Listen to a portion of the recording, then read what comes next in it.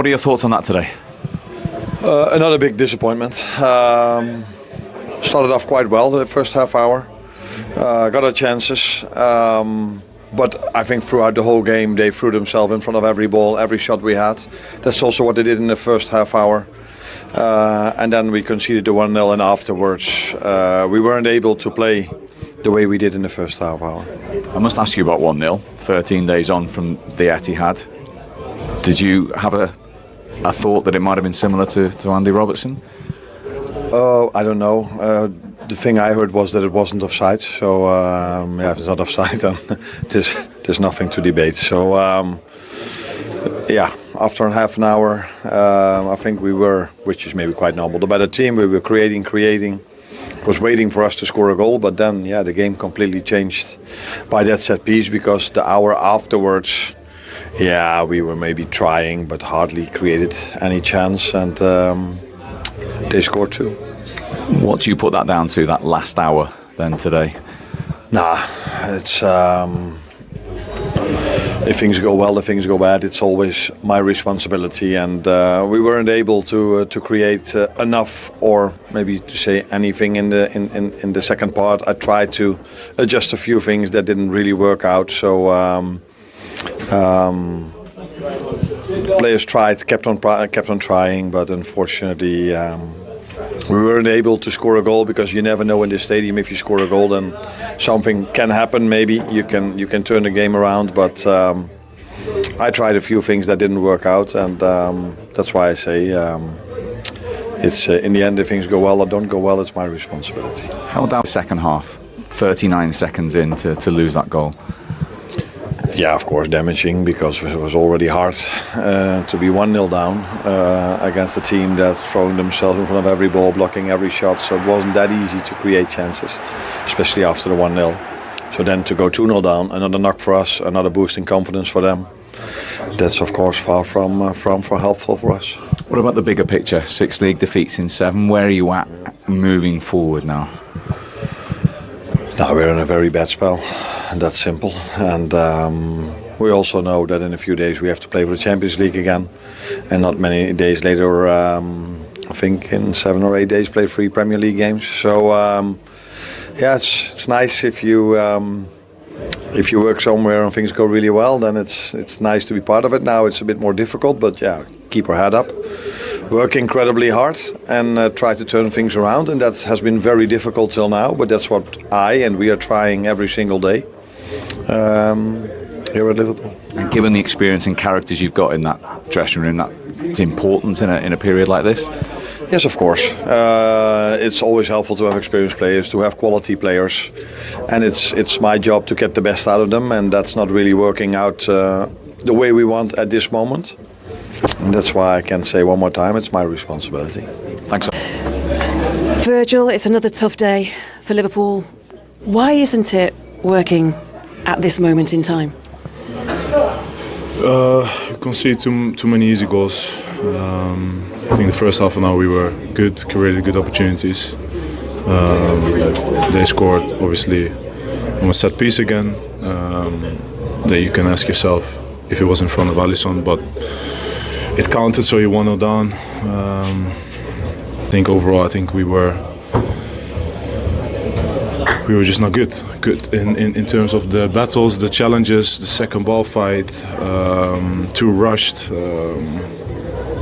So it's a very, very difficult situation at the moment, but it was a tough day. When you talk about the set piece, which you conceded from, very similar to what happened with you, Manchester City, but obviously the opposite outcome.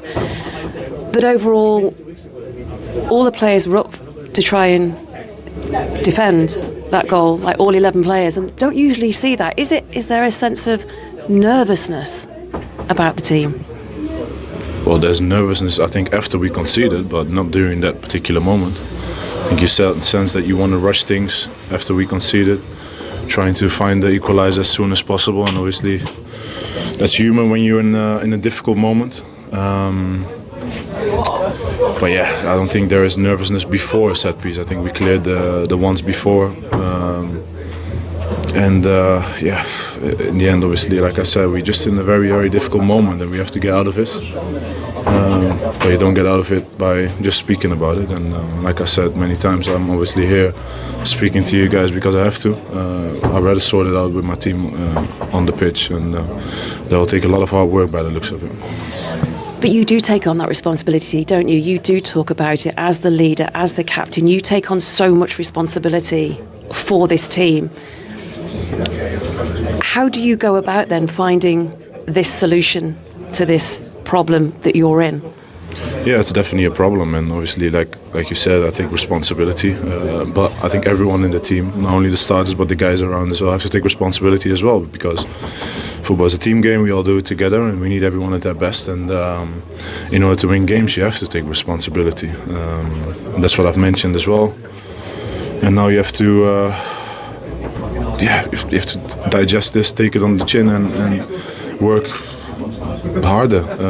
And obviously I've been saying it quite a lot already this season, and it's not been working out so far, but we have to keep going. How would you suggest then, or sum up the mood right now after you've spoken to your teammates in the dressing room after this defeat? What kind of responses are you getting? Well, obviously everyone is disappointed, like they should be, because losing at home against Nottingham Forest is, in my eyes, very bad.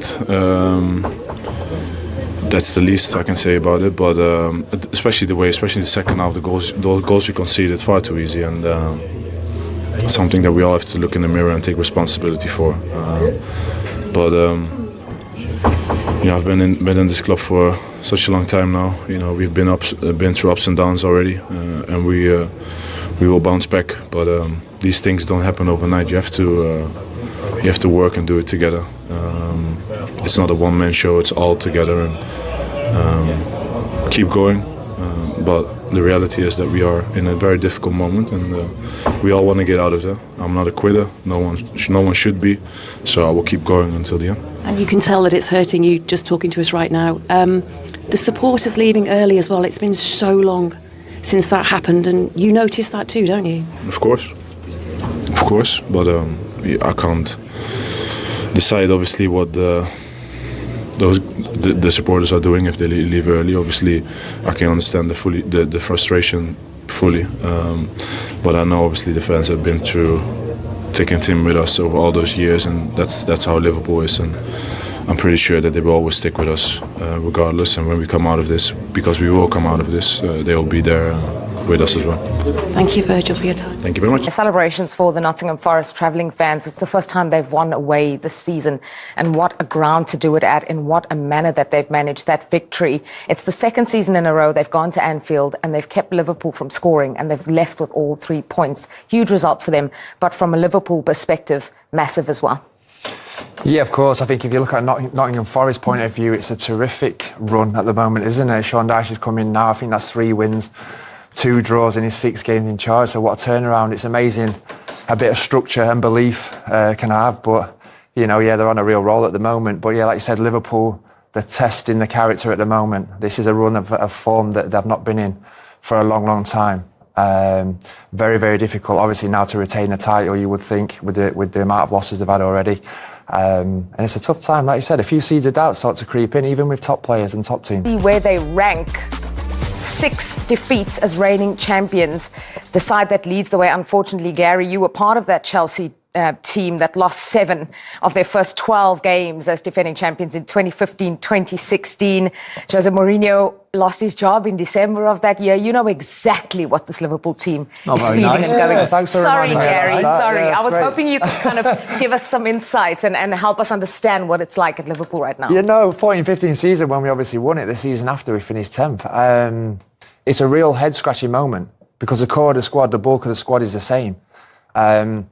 And it comes down to a little bit, like I said earlier, even top players, a little bit of seed of doubt, a little bit of, confidence is dinted a little bit. I remember in the title seasons that we won the title feeling like so confident in the tunnel coming out, almost like an arrogance to go, I wonder how many we're going to win by today. It was that kind of momentum, that kind of confidence. When things are going against you like this Liverpool team now, you hear a few rumblings, you hear the crowd are not happy, you hear the outside noise a little bit from the press. And that's when you really need to stick together and have real big characters in the dressing room Because it's easy, as Michael will know, as anyone who played football, to point a finger at times when things are not going well. Oh, this is wrong, this is wrong, this is wrong. When really, if you dig down, you dig deep, you work hard, and you bounce back.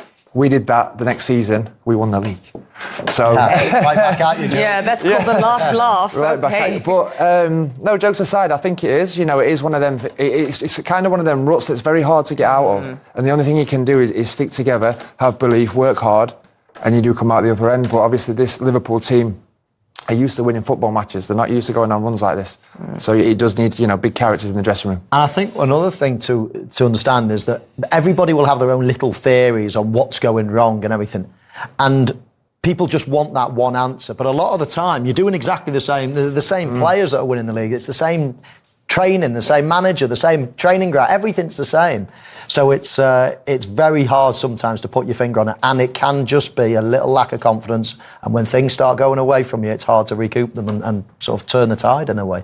This is the fourth time the defending Premier League champions have started this badly. The other three occasions, Blackburn in 95-96, Chelsea in 2015-16. You might remember under Jose Mourinho, they were 10th at this stage, and Leicester City after winning their title in 2016. We maybe didn't expect them to do as well, Robbie, as last season, but we didn't expect this. No, without doubt. That's probably Arne Slot's worst day in charge of Liverpool Football Club backs.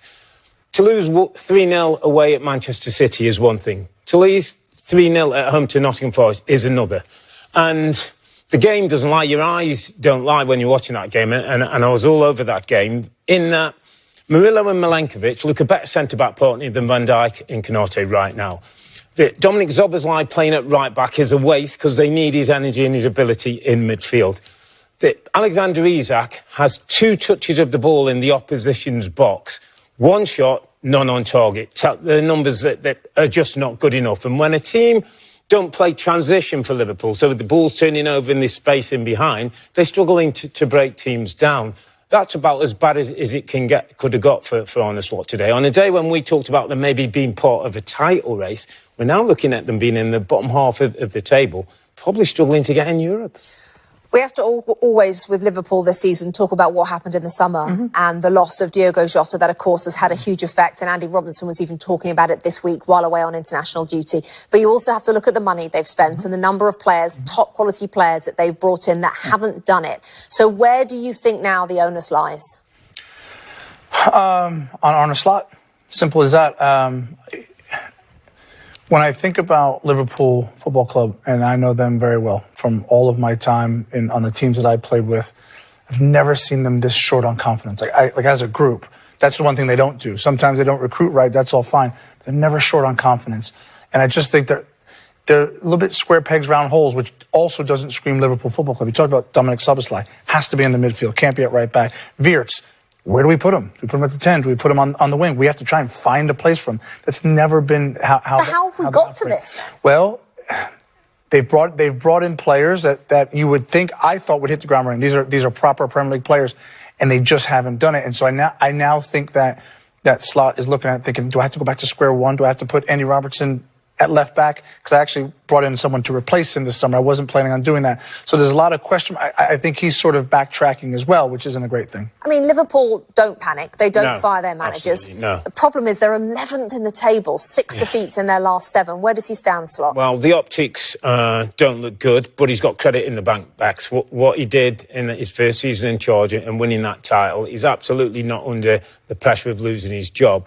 But he's got to start to turn things around quickly. And when you spend record fees on a striker who doesn't even have a shot on target, the manager's under pressure to work this out. Yeah, Isak had just 15 touches all game and was replaced midway through the second half. As soon as Arne Slot talks, Arne Slot's future at Liverpool is becoming increasingly uncertain, and the defeat to Nottingham Forest only intensifies that pressure. Liverpool have now suffered a worrying run of form, losing 6 of their last 7 matches, and the Forest loss has amplified calls for the club's leadership to take decisive action. Bookmakers have already reacted, moving Slot near the top of the Premier League sack race odds as doubts grow over whether he can turn the situation around. Pundits, journalists and supporters alike are openly questioning his ability to stabilise a team that looks far from the level required to compete at the top of the table. Slot himself admitted after previous defeats that Liverpool had fallen below standards, but structural problems continue to appear across performances. The tactical inconsistencies, the difficulty integrating key signings, and the recurring defensive lapses have raised deeper concerns that the issues are not temporary. The defeat to Forest fits into that wider pattern of decline, and critics argue that if Slot cannot restore balance and confidence within the squad soon, the club may have no choice but to intervene. Behind the scenes, the pressure is also mounting. Reports suggest that Liverpool's board has issued clear expectations regarding performance levels and stability, and continued losses risk undermining the long-term direction of the project. While Slot still retains some goodwill after past successes, patience is not unlimited, especially as the team struggles against sides they are expected to beat comfortably.